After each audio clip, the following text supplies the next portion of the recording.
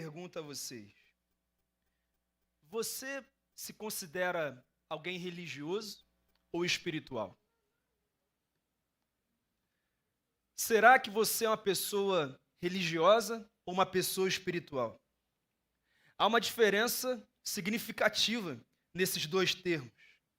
No Brasil, a maior parte das pessoas são religiosas.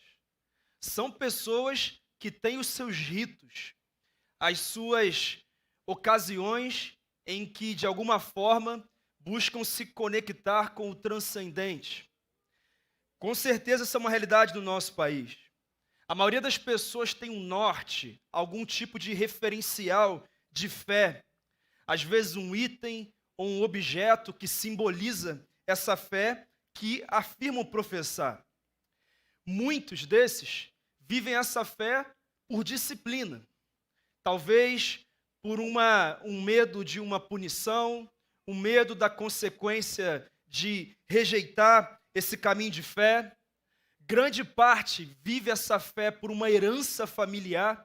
E quando você pergunta por que segue esse credo religioso, muitas vezes a resposta é porque o meu avô era assim, porque a minha avó era assim, porque os meus pais seguiam essa religião. Mas se você perguntar o fundamento em que ela baseia a vida dela, muitos não sabem responder. Muitos não têm um entendimento claro, não têm profundidade, até cultivam rituais, mas não têm uma espiritualidade sadia. Muitas vezes são aqueles que manifestam a sua fé em ambientes religiosos. Por exemplo, num ambiente como esse, manifestam a sua fé quando há um ambiente propício para isso, uma atmosfera preparada para isso. Muitos esperam uma data específica no calendário religioso para que possam expressar a sua fé. Sem dúvida alguma, você entende o que eu quero dizer. Na verdade, muitas pessoas dependem de uma atmosfera propícia para, de alguma forma, manifestar a sua fé. Essa é a pessoa religiosa. Mas existe também um perfil de pessoa que, na verdade, são espirituais. São pessoas que manifestam a sua fé em todos os momentos, em todos os lugares. A sua fé não se resume apenas a um rito, a uma obrigação, ao cumprimento de um protocolo religioso, mas, na verdade, a sua fé fundamenta os seus princípios, os seus valores, as suas escolhas, as suas decisões, a sua forma de se relacionar com as pessoas. Sem dúvida alguma, essa pessoa é uma pessoa espiritual, porque a fé não é apenas um ritual, mas é um fundamento da vida. O espiritual, ele com certeza vai além da disciplina, porque ele segue aquele caminho de fé, porque há um propósito claro, um propósito que tem embasamento, que tem fundamento, que ele entende, e por isso ele abraça. E a grande questão, queridos, é que só existe uma forma de nós realmente vivermos vitoriosamente nesse mundo difícil. Só existe uma forma de realmente termos uma vida que agrada a Deus, que glorifica a Deus, e é se nós nos tornarmos pessoas espirituais. Pessoas espirituais, não apenas religiosos, mas pessoas espirituais. Deixa eu te fazer uma pergunta novamente. Você é alguém religioso ou espiritual? É uma pergunta que eu faço para você. E essa é a temática da carta que Paulo escreve aos Gálatas. E essa carta é muito direta, muito específica. E no capítulo 6, que é o capítulo que nós vamos ler, Paulo vai citar algumas características de uma pessoa espiritual. E é sobre isso que eu quero conversar com você nessa noite. Religioso ou espiritual? Se você puder, abra sua Bíblia em Gálatas, na carta de Paulo aos Gálatas, no capítulo de número 6. E eu quero ler do verso 1 em diante. Se você encontrou, diga, encontrei. Se você não encontrou, diga, vou encontrar, né? Ou vou acompanhar no telão. Diz assim o texto: Irmãos, se alguém for surpreendido em algum pecado, vocês que são espirituais deverão restaurá-lo com mansidão. Cuide-se, porém, cada um, para que também não seja tentado. Levem os fardos pesados uns dos outros, e assim cumpram a lei de Cristo. Se alguém se considera alguma coisa não sendo nada, engana-se a si mesmo. Cada um examine os próprios atos, e então poderá orgulhar-se de si mesmo, sem se comparar com ninguém. Pois cada um deverá levar a própria carga. O que está sendo instruído na palavra, partilhe todas as coisas boas com aquele que o instrui. Verso 7. Não se deixe enganar. De Deus não se zomba. Pois o que o homem semear, isso também colherá. Quem semeia para a sua carne, da carne colherá destruição. Mas quem semeia para o Espírito, do Espírito colherá a vida eterna. E não nos cansemos de fazer o bem, pois no tempo próprio colheremos, se não desanimarmos. Portanto, enquanto temos oportunidade, façamos o bem a todos, especialmente aos da família da fé. Que o Senhor nos revele a sua palavra, amém? Queridos, Gálatas provavelmente é a palavra mais forte contra o legalismo que nós temos no Novo Testamento. Contra uma religiosidade vazia. Contra uma vida em que eu tenho rituais, mas eu não sou saudável espiritualmente. Contra uma vida em que eu tenho ritual sem um coração transformado.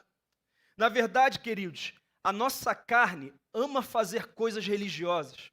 Nós amamos participar de eventos religiosos, esporádicos, fazer boas obras em nome de Deus, porque isso nos dá um sentimento de realização, de propósito, de pertencimento.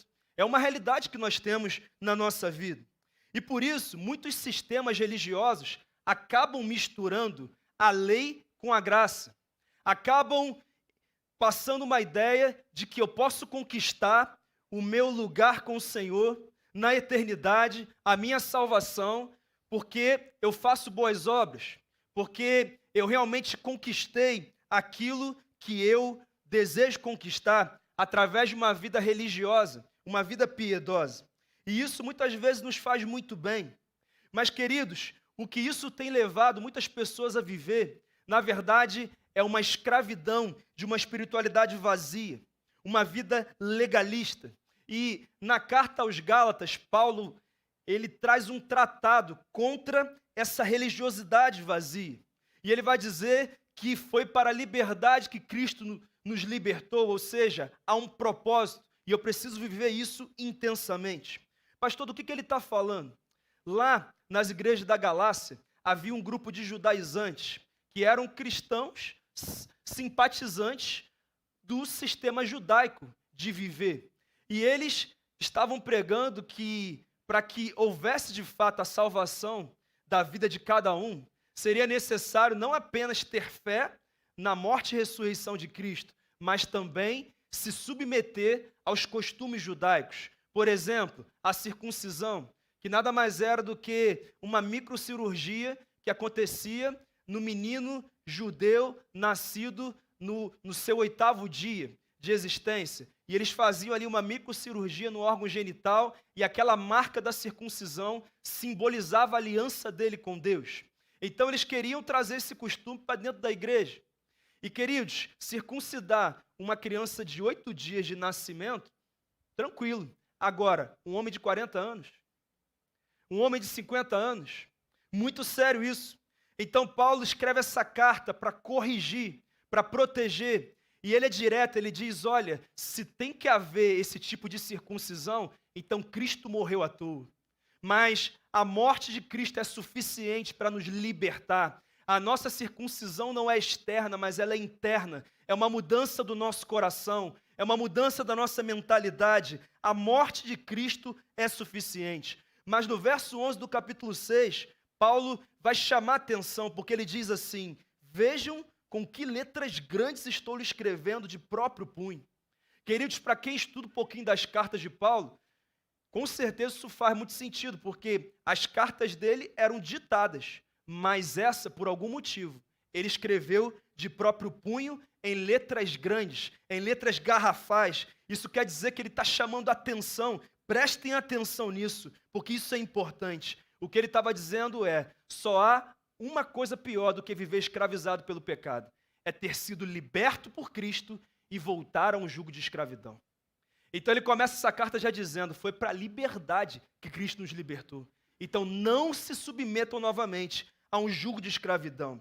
Então em cada capítulo, ele vem tratando essa questão.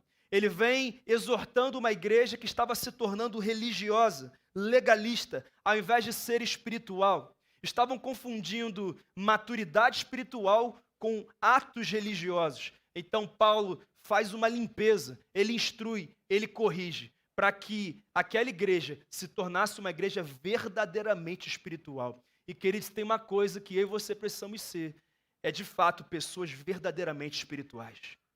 Nós precisamos saber o valor do ritual, mas sem propósito, sem fundamento, sem mudança de vida, o ritual é vazio. Então, nós temos aqui alguns princípios que Paulo nos ensina. Ele nos ensina primeiro que uma pessoa espiritual é mansa no trato com as pessoas. Você pode ler a parte A do verso 1, diz assim: Irmãos, se alguém for surpreendido em algum pecado, vocês que são espirituais deverão restaurá-lo com mansidão. A primeira coisa que Paulo diz é que uma pessoa espiritual é mansa no trato com as pessoas. Paulo chega para aqueles judaizantes que, na verdade, tinham um ar de uma espiritualidade superior, e ele diz assim, aqui, vocês que são espirituais, né, vocês que dizem que são espirituais, comprovem isso restaurando pessoas com mansidão, sendo pessoas amáveis, pessoas mansas. Se vocês realmente se consideram pessoas espirituais, entenda uma coisa, a postura que se espera de alguém que é espiritual é ajudar o fraco na fé, ser um instrumento de restauração e mansidão, para que essa pessoa possa se levantar. E isso, queridos, é bem diferente de uma pessoa que é apenas religiosa, porque muitas vezes o religioso, ele tem um ar de superioridade, porque ele parece acertar mais em algumas coisas do que outros, ele se sente espiritualmente superior. É uma tendência que quem vive essa realidade apresenta. Então, Paulo está trazendo uma exortação dizendo, olha, para ser uma pessoa espiritual, uma das coisas que você precisa exercitar na sua vida é mesmo que você tenha vitória numa área que o outro não tem, você entender que você venceu para glorificar a Deus, mas também para restaurar o outro, para que ele vença através do seu testemunho. Através do seu cuidado, através do seu zelo, você é um instrumento de mansidão para restaurar aqueles que precisam de ajuda. É interessante que ele apresenta aqui um caso hipotético de uma pessoa que de repente tropeça, ela cai num pecado. Inclusive, esse termo traduzido como surpreendido se refere não a alguém que peca deliberadamente, alguém que vive simplesmente em total desconexão com a vontade de Deus, alguém que peca conscientemente e não quer viver uma nova vida. Ele está falando daquele que está tentando, mas ele desliza, ele vacila, ele ainda não conseguiu vencer definitivamente aquela situação. Então ele diz, é exatamente essa pessoa que vocês que são espirituais devem restaurar e fazer isso com mansidão, com amor no coração, com paciência.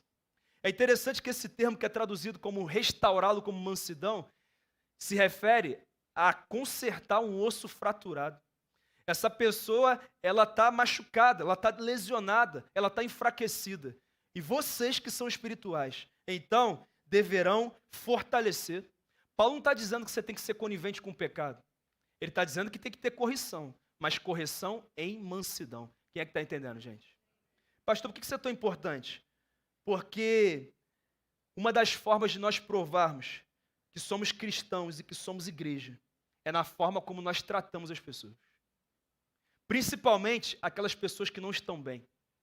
Aquelas pessoas que ainda não conseguiram vitória em áreas que nós já vencemos.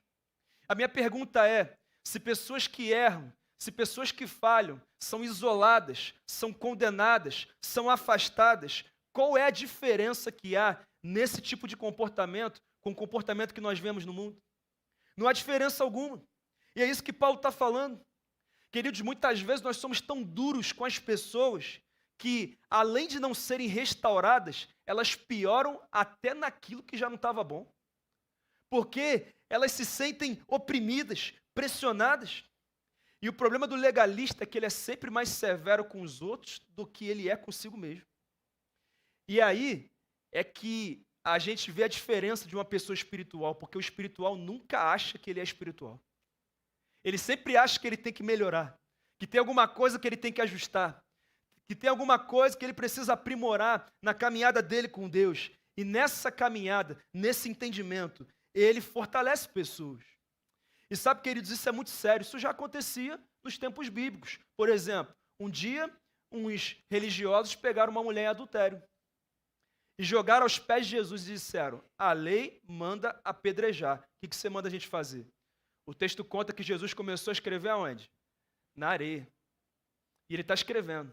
Alguns dizem, isso não é comprovado, que ele estava escrevendo os pecados dos homens que estava acusando. E ele começa a escrever. E daqui a pouco ele fala uma coisa: quem nunca pecou, que atire a primeira pedra. Foi saindo um por um, irmão. Daqui a pouco ele pergunta: cadê os teus acusadores? Ela diz: foram embora. Ele diz: e nem eu te condeno, vá e não peques mais. Jesus foi manso, mas ele confrontou o pecado. Ele disse: você tem que mudar de vida. Ou seja, a gente precisa condenar, a gente precisa machucar, ofender, isolar.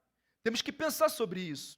Isso não é conivência com o pecado, mas é uma exortação espiritual dizendo: que bom que você tem vitória nessa área. Então que a sua autoridade nessa área seja um instrumento para restaurar outras pessoas em mansidão. Amém? Isso é tão importante. Sabe, queridos, às vezes nós temos pessoas na igreja que não têm um comportamento adequado. Principalmente pessoas que estão começando a sua caminhada. E como é que nós vamos tratar isso? Como é que nós vamos cuidar dessas pessoas? Às vezes, tem aquela irmã que a vida inteira viveu no mundo. E as roupas que se usa no mundo não são as mesmas que nós usamos como cristãos, não é verdade? Só que como ela viveu a vida inteira no mundo, no armário dela, o que tem de roupa? Só o que ela usava lá. Então, quando ela chega na igreja, de repente, não vai estar, com aquela vestimenta. Mas o que ela precisa não é de acusação, mas é de restauração. Dizer: olha aqui, seu corpo é tão bonito que você vai guardar para o seu marido. Vou dar de presente para você aqui, ó. Já presente uma roupa nova aqui, abençoada. Eu falo isso porque esse é o nosso papel. Nós precisamos cuidar de todas as pessoas. Nós precisamos zelar por todas as pessoas. Ah, pastor, eu vi fulano falando palavrão. Ele falou palavrão 50 anos da vida dele, acabou de converter. Alguns conseguem, da noite para o dia, irmão, conseguem uma mudança radical. O apóstolo Paulo, meu irmão, o que ele viveu ali, mas não é com todo mundo. A santificação é um processo. Se eu já condenar aquela pessoa porque ela não tem vitória numa área que eu tenho, então eu estou mostrando que eu não sou uma pessoa espiritual. E é por isso que Paulo diz: restaurem com mansidão, porque isso é coisa de gente espiritual. Ah, pastor, mas é o meu jeito, eu sou meio exigente mesmo, sabe, a minha personalidade. Queridos, deixa eu falar uma coisa para você. Quando a nossa personalidade predomina sobre a nossa espiritualidade, nós estamos mostrando que nós não somos pessoas espirituais. Porque uma pessoa espiritual submete a sua personalidade à liderança do Espírito Santo. Esse é o fruto do Espírito. E ele desenvolve em nós essa capacidade. Eu não sei se você é fleumático, sanguíneo, colérico. Eu não sei, irmão. O que eu sei é que se você tem o Espírito de Deus, você vive para glorificar o nome dele. Amém? Segundo, eu aprendo nesse texto que uma pessoa espiritual sabe que não está imune às tentações. Olha a parte B do verso 1. Cuide-se, porém, cada um, para que também não seja tentado. Uma pessoa espiritual sabe que não está imune às tentações. Paulo começa dizendo: olha, vocês que são espirituais, restaure aqueles que estão fracos em mansidão, mas cada um, cuide-se também, para que não seja tentado. O que Paulo está dizendo, na verdade, é o seguinte: mesmo você sendo alguém vitorioso em algumas áreas, entenda que o diabo, ele anda ao nosso derredor, bramando como leão, procurando a quem possa tragar. Ou seja, ele procura uma oportunidade. Ele procura uma brecha para que você deixe de andar em vitória. E isso acontece com todas as pessoas. Não é porque você tem 30 anos de igreja, não é porque você lidera várias células, não é porque você serve na igreja, não é porque você ora todo dia que você está imune às tentações. Você precisa entender que nós terminaremos vencedores no dia final, mas a cada dia precisamos vencer. Precisamos vencer pelo poder do Espírito, as obras da carne que querem prevalecer. E nós precisamos entender isso. Eu estava falando para os encontristas do Vida Vitoriosa, porque você volta no Vida Vitoriosa e você fala aqui, aonde eu for, a coisa vai acontecer. Eu estou pronto, eu vou para cima. Tem que ir para cima mesmo. Mas cada um cuide-se para que não seja tentado. Cada um tome cuidado. Ah, pastor, mas eu assim, eu lidero célula, eu multiplico, eu estou avançando. Querido, 1 Coríntios 10:12, aquele que pensa estar de pé, tome cuidado para que não caia. E nós precisamos prestar atenção nisso. Davi ia muito bem até adulterar. Do adultério veio o homicídio, do homicídio veio a mentira. E você conhece a história dele. Saul ia muito bem até pela impaciência ele desobedeceu uma ordem direta de Deus para entrar numa batalha. Perdeu o trono. Sansão era um juiz, tinha autoridade, a unção do Espírito Santo, ele ia muito bem. Ele vencia os filisteus com uma facilidade só, mas bastou ele se descuidar. Ele caiu na tentação e ele não terminou como poderia ter terminado. Eu queria dizer algo muito importante para você. Eu queria que você entendesse isso. Todos os dias estamos a um passo de cair no pecado, assim como estamos a um passo de nos enchermos mais de Deus. O que é que define isso? A sua próxima decisão. A sua próxima decisão decide se você estará mais perto de Deus ou mais perto do pecado. É um fato. Mas nós precisamos entender que ninguém tem telhado de aço, queridos. Ninguém. Todos nós somos frágeis, somos vulneráveis e precisamos atentar para isso. Uma falha, um erro, uma atitude pode destruir uma história. É ou não é verdade? Isso acontece o tempo inteiro. Mas olha o que Paulo diz nos versos 3 a 5. Se alguém se considera alguma coisa não sendo nada, engana-se a si mesmo. Cada um examine os próprios atos, então poderá orgulhar-se de si mesmo, sem se comparar com ninguém, pois cada um deverá levar a própria... Você dormiu não, né? A própria carga. O que Paulo está dizendo? Ele começa dizendo, vocês que são espirituais, mas ele fala assim, cuidado para você não se enganar. Como assim? Tem gente que acha que é espiritual e não é. Tem gente que acha que está agradando a Deus e não está. Tem gente que acha que está vivendo a vontade de Deus e não está. E ele diz, sabe como é que você vai entender isso?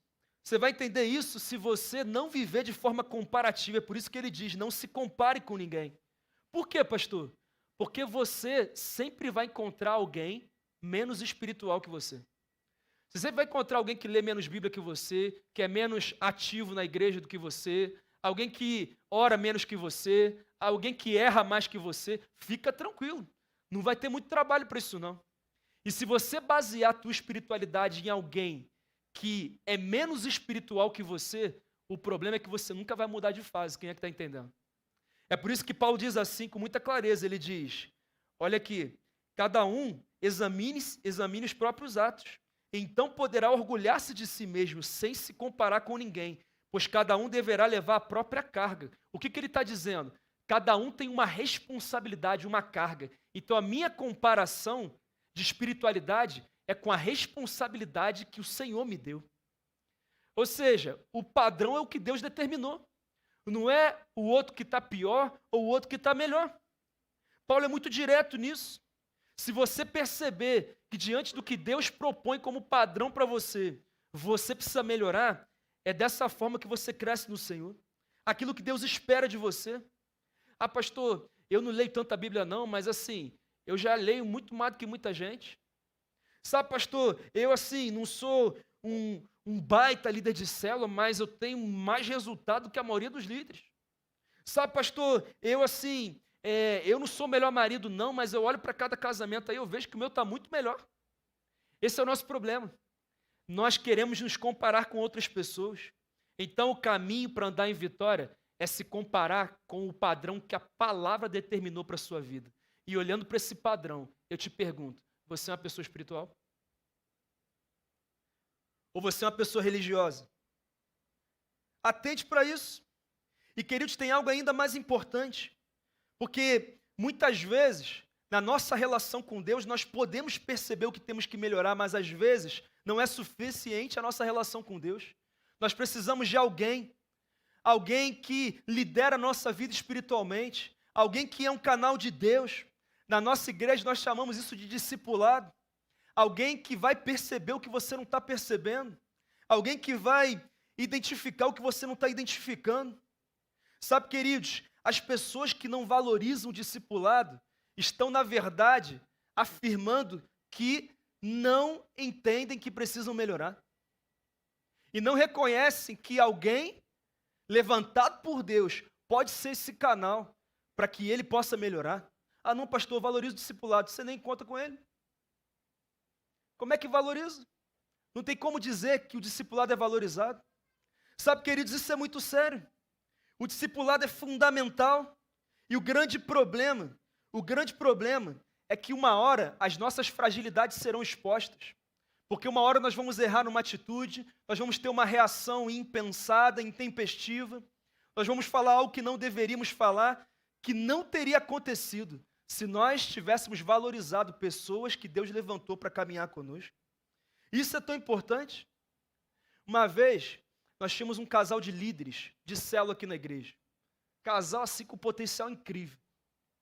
Só que, com o passar do tempo, o casal começou a dizer que nós éramos muito rigorosos, muito rígidos, que a nossa igreja era muito exigente com uma caminhada espiritual.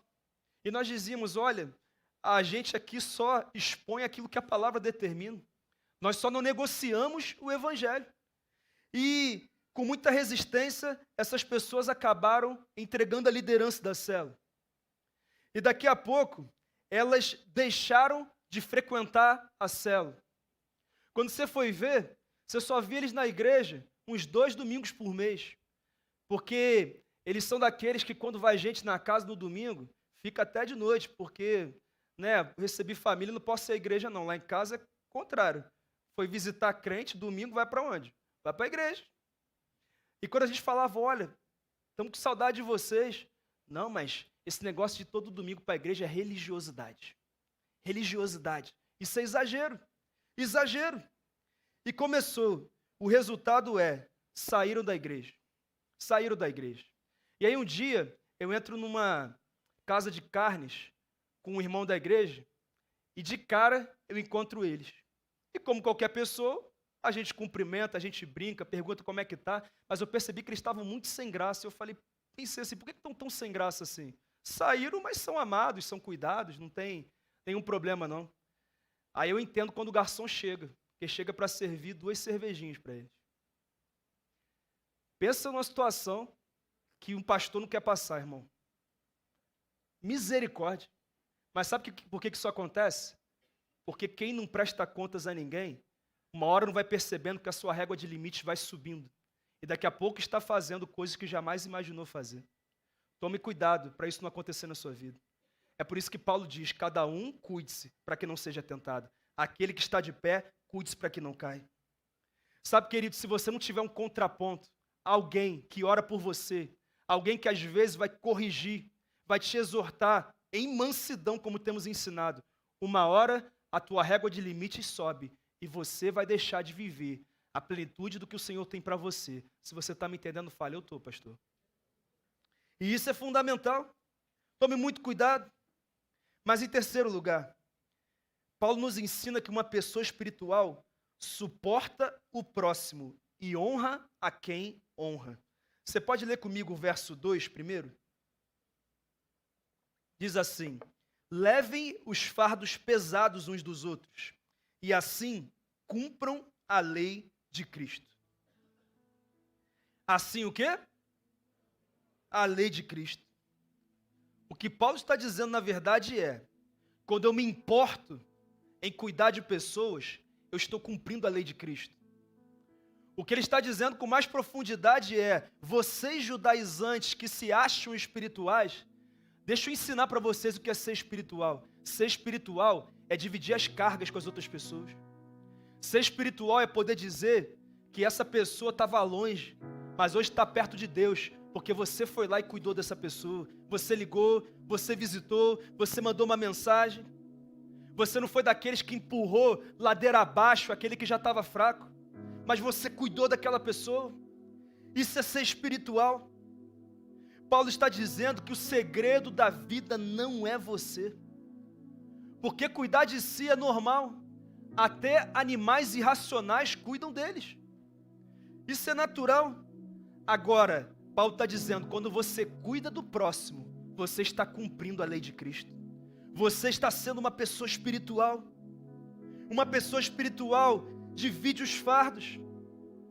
Uma pessoa espiritual se importa com as pessoas.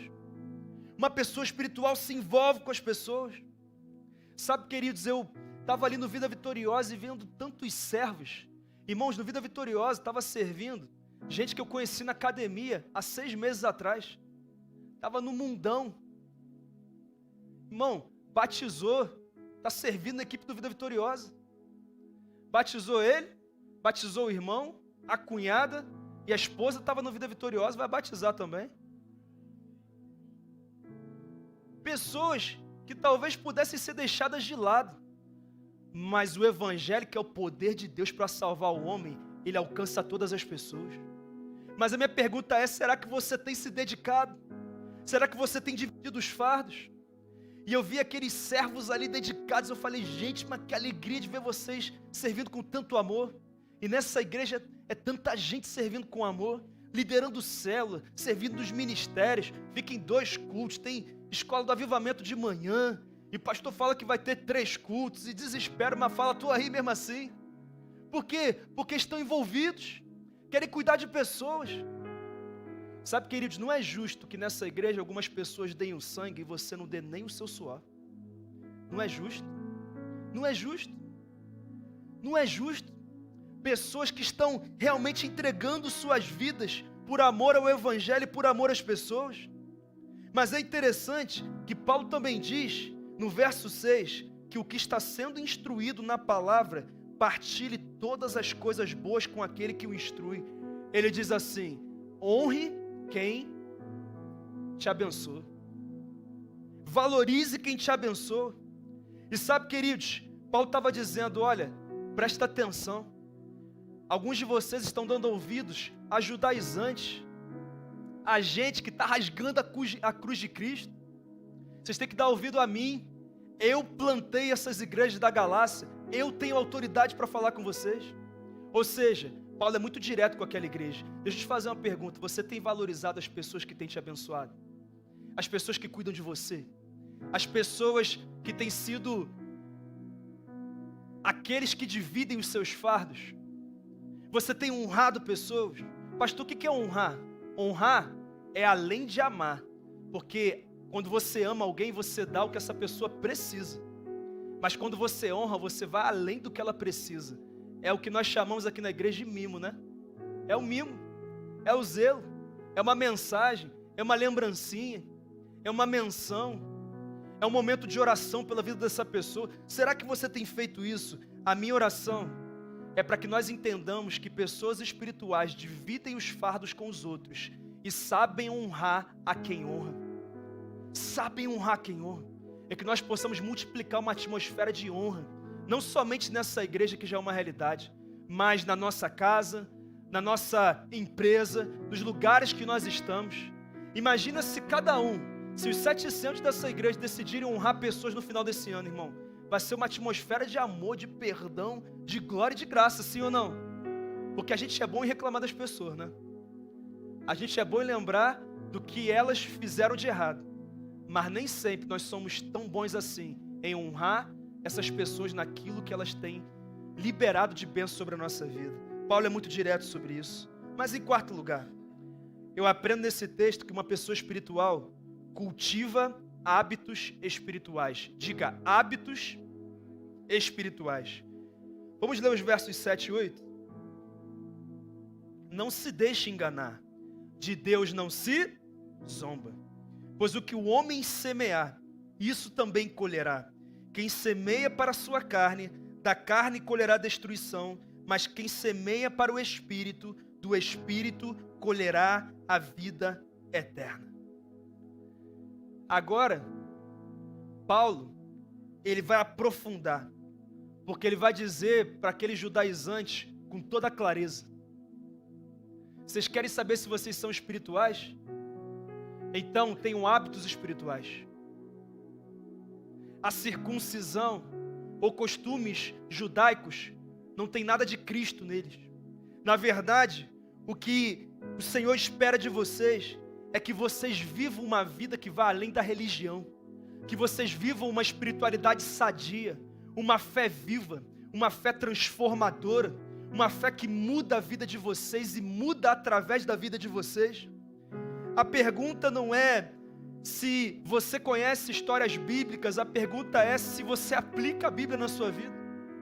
A pergunta não é se você vem domingo à igreja e bate o seu ponto espiritual. A pergunta é se você realmente cultua a Deus nesse lugar, se você vem para esse lugar com uma postura de adorador, se você louva, se você exalta, se você se posiciona, se você deixa o teu celular de lado, se você deixa suas preocupações lá fora e você diz: não importa o que está acontecendo, eu vou adorar o meu Deus. Hoje Ele vai se sentir honrado e valorizado pela minha vida nesse lugar. É a pergunta que eu faço. A pergunta não é se você ora todo dia, a pergunta é: você tem cultivado um relacionamento de intimidade com Deus? Você faz isso? Ah, pastor, eu oro antes da refeição, que bênção. Mas oração antes da refeição não é cultivar relacionamento com Deus, mas quando você orar, vá para o teu quarto e feche a porta, e o teu Pai que te vê em secreto te recompensará. Vida de intimidade com Ele. A minha pergunta não é se você serve na igreja, mas é por que você faz isso? Por que você faz isso? Por que você serve nessa igreja? Deixa eu te fazer uma pergunta: se terça-feira te perguntarem o que foi pregado hoje, você vai saber responder? Você vai saber compartilhar o que você recebeu aqui? Porque o culto racional é o culto que tem entendimento. É quando eu participo de cada momento. É quando eu recebo e entrego cada momento. É quando aquela palavra ela vai entrando no meu coração e ela vai gerando transformação e ela vai no profundo da minha volição, da minha vontade, e eu vou sendo transformado de dentro para fora. Eu entro aqui de um jeito e eu saio numa versão melhor, porque a palavra de Deus transforma a nossa vida. É isso que faz a diferença. É por isso que Paulo diz: ei, cultivem hábitos espirituais. Ele sabe que nós estamos constantemente em batalha espiritual. Outro dia um irmão contou para mim que: pastor, ninguém me liga às 6 horas da manhã. Ninguém. Essa semana fui orar com meu filho. Que horas que toca o telefone? 6 horas da manhã, um monte de problema no trabalho. Acontece contigo ou não acontece? Você está bem, abre a Bíblia, dá um sono, não dá? É ou não é? É batalha o tempo inteiro. É batalha o tempo inteiro. É por isso que Paulo diz: quem semeia para a carne colherá destruição, mas quem semeia para o Espírito, do Espírito colherá a vida eterna. Nós precisamos semear hábitos espirituais. Sabe, queridos, muitas vezes isso precisa chamar a nossa atenção. Porque talvez você receba essa palavra e você pense assim: ah, pastor, mas você está falando que não é pela lei, mas está dizendo para fazer. Irmão, entenda uma coisa é a salvação, somente pela graça, por meio da fé. É só dessa forma que nós podemos alcançar a salvação, recebê-la nas nossas vidas, mas a Bíblia também diz que a fé sem obras é morta. Não há uma demonstração de que essa fé vive em mim. Eu tenho certeza que as obras não garantem a minha salvação, mas elas com certeza acompanham a salvação. Porque alguém que foi alcançado pelo Evangelho de Jesus Cristo, essa pessoa obedece, essa pessoa ama pessoas, essa pessoa quer fazer a diferença no mundo. Inclusive, há uma diferenciação entre salvação e galardão. Inclusive, domingo passado de manhã, eu dei uma aula sobre galardão aqui. E a gente é muito direto, porque eu sei que a salvação não é pelas obras, mas o galardão é sim. Porque a Bíblia diz que as nossas obras vão ser queimadas. E o que persistir e prevalecer vai ser aprovado. Deixa eu te perguntar, se hoje chegar a sua hora, ou se Jesus voltar essa semana, as obras que serão queimadas pelo fogo, elas serão aprovadas? O que é que você tem feito por amor ao Evangelho? O que é que você tem feito? Quantas pessoas você tem influenciado na direção do Evangelho? Qual é a diferença que você tem feito no mundo? Ah, pastor, eu já bati todas as metas do meu ano na minha empresa. Sabe, pastor, eu já consegui meus objetivos financeiros e eu glorifico a Deus por isso. Que bom que você conseguiu. Mas a minha pergunta é, como uma pessoa espiritual, você alcançou as suas metas espirituais para esse ano? Você se tornou mais semelhante a Cristo? Você tem orado mais? Você tem falado mais do amor de Jesus para as pessoas? Você tem conectado pessoas com o Evangelho? Pessoas se convertem nessa igreja todos os domingos. A minha pergunta é, quem está vivendo isso porque você está trazendo? É a pergunta que eu faço. Nós precisamos fazer a nossa parte. E o galardão, com certeza, é uma realidade. Haverá diferenciação no céu. A minha pergunta é, como é que você quer chegar na eternidade? O plantio é opcional, mas a colheita é obrigatória. Quem semeia para a carne, da carne colherá destruição, mas quem semeia para o Espírito, do Espírito colherá a vida eterna. Mas em penúltimo lugar, eu aprendo nesse texto que uma pessoa espiritual age certo, mesmo sem ver resultados imediatos. Você pode ler comigo os versos 9 e 10? E não nos cansemos de fazer o bem, pois no tempo próprio colheremos, se não desanimarmos.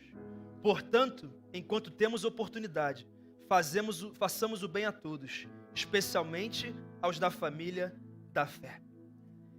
Agora Paulo está dizendo que uma pessoa espiritual é aquela que, mesmo que o resultado do seu investimento não venha do jeito que espera, ou no tempo que espera, continua agindo em obediência da forma certa, porque ele não trabalha pelo resultado que vai acontecer, mas ele trabalha em resposta àquilo que já aconteceu na cruz. Ele é grato ao Senhor, por isso ele obedece ao Senhor, e por isso ele honra o Senhor, e por isso ele faz o que é necessário, porque o objetivo dele é glorificar a Deus. E sabe por que isso é importante? Porque muitas pessoas hoje estão frustradas, sabe por quê? Porque não alcançaram os resultados que esperavam ter alcançado até hoje. Porque não conseguiram. E acabam definindo a sua fé baseado naquilo que conquista. Mas, na verdade, a nossa fé é baseada naquilo que o Senhor nos direcionou a fazer. E a direção dele para você hoje é: não se canse de fazer o que é certo. Porque no tempo certo você vai colher, se você não desanimar. Se você não desanimar. Eu não sei se você está no capítulo 7, no capítulo 8, no capítulo 1 ou no capítulo 9 da tua história, mas uma hora vai chegar o capítulo 10, o capítulo final, e nesse capítulo o Senhor está te esperando com a sua recompensa. Não nos cansemos de fazer o bem, porque a seu tempo colheremos, se não desanimarmos. Ah, pastor, mas eu estou cansado, eu invisto no meu marido e ele não se rende a Jesus, eu invisto na minha carreira e as coisas não acontecem, eu trabalho no ministério e eu não vejo frutificação, e eu estou semeando nas minhas emoções e a coisa não muda. Ei, não se canse de fazer o que você foi chamado a fazer, porque no tempo certo você vai colher tudo aquilo que você plantou. Você precisa acreditar nisso. Continue lançando as sementes certas. Deus não ignora a semente. O que você semear, você vai colher. O ano não terminou. O ano não terminou. E você precisa acreditar nisso. Mas em último lugar, eu aprendo nesse texto que uma pessoa espiritual tem como maior alegria saber que está em Cristo. Você pode ler comigo os versos 14 e 15? Quanto a mim, que eu jamais me glorie, a não ser na cruz do nosso Senhor Jesus Cristo. Irmão, pense em alguém que podia falar da vida dele. Apóstolo Paulo, né? Aí ele está falando com os caras que se achavam espirituais, não eram. Olha o que ele diz: que eu jamais me glorie, a não ser na cruz do nosso Senhor Jesus Cristo, por meio do qual o mundo foi crucificado para mim e eu para o mundo. De nada vale ser circuncidado ou não. O que importa é ser uma nova criação. Criação. Sabe o que Paulo está dizendo? Olha aqui. Circuncisão, eu vivi porque eu sou judeu. Mas você precisa viver não. Sabe por quê? Porque o que move a nossa vida é a certeza de que nós somos uma nova criação em Cristo Jesus. Eu sei que o mundo está em crise, irmão, e sempre esteve desde a queda. O mundo pode estar em crise, mas nós estamos em Cristo. Nós temos a certeza que existe alguém que não perdeu o controle da história. O nosso Senhor continua sentado no alto e sublime trono, cheio de glória e de poder. Ele continua reinando, Ele continua dominando, Ele continua sendo a maior autoridade no céu, na terra e debaixo da terra. E o nosso papel não é perguntar porque algo aconteceu ou não aconteceu. O nosso papel é continuar confiando que nós terminaremos vencedores, porque nós estamos em Cristo. Nós estamos em Cristo. Nós temos essa convicção. Nós cumprimos sim rituais. Nós temos sim os nossos atos religiosos. Mas nós os fazemos por um propósito, por um fundamento. Nós estamos aqui todos os domingos porque nós amamos estar na comunhão dos santos. Nós amamos adorar ao Senhor com louvores. Nós amamos receber uma palavra dos céus. Nós amamos estar o tempo inteiro envolvidos na obra de Deus. Não é porque a gente tem que estar, não. Nós estamos aqui porque Jesus nos move a estar aqui. A minha pergunta é, você é espiritual ou religioso?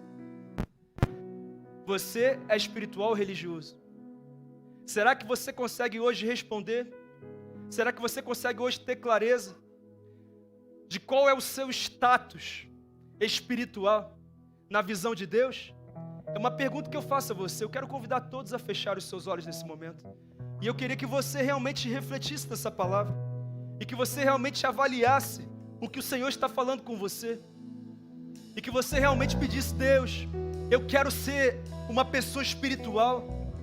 Eu quero ser manso e humilde de coração como o Senhor é. Aprendei de mim que sou manso e humilde de coração.